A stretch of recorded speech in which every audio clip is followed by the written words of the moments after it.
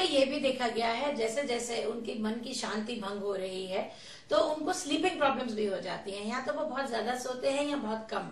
वैसे सोने में उनको ज्यादातर दिक्कत आती ही है और वो कम की तरफ ही होती है। उनकी नींद इतनी ज्यादा डिस्टर्ब हो जाती है कि वो खुद भी चिड़चिड़े हो जाते हैं। अब एक और चीज जो मेंटल अब्यूज या फिजिकल अब्यूज या इमोशनल अब्यूज के साथ देखी गई है वो ये है कि इंसान चाहे वो छोटा हो या बड़ा, उसके अंदर एक कुछ ऐसी क्वालिटीज, कुछ ऐसे सिम्टम्स दिखाई देते हैं जो कि डिप्रेशन के होते हैं।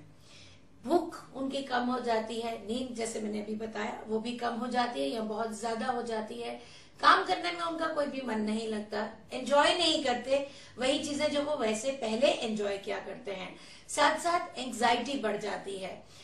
कुछ लोग ऐसे भी हैं कि उनके ये जो सिम्टम्स हैं, चाहे वो डिप्रेशन हो, एंग्जाइटी हो, वरी हो, इसे मिस्टेक कर कर ये सोचा जाता है कि कहीं इनको मेमोरी लॉस तो नहीं हो रहा।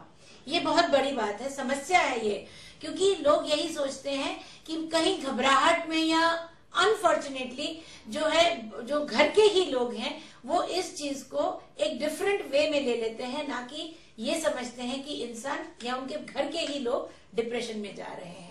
तो please do not mistake all these symptoms and science for loss of memory, क्योंकि ये हो रहा है। बट यस, बुजुर्गों में लॉस ऑफ मेमोरी भी होती है, बट जरूरी नहीं है कि वो एब्यूज के कारण हो रही है, वो एंग्जाइटी के कारण हो सकती है।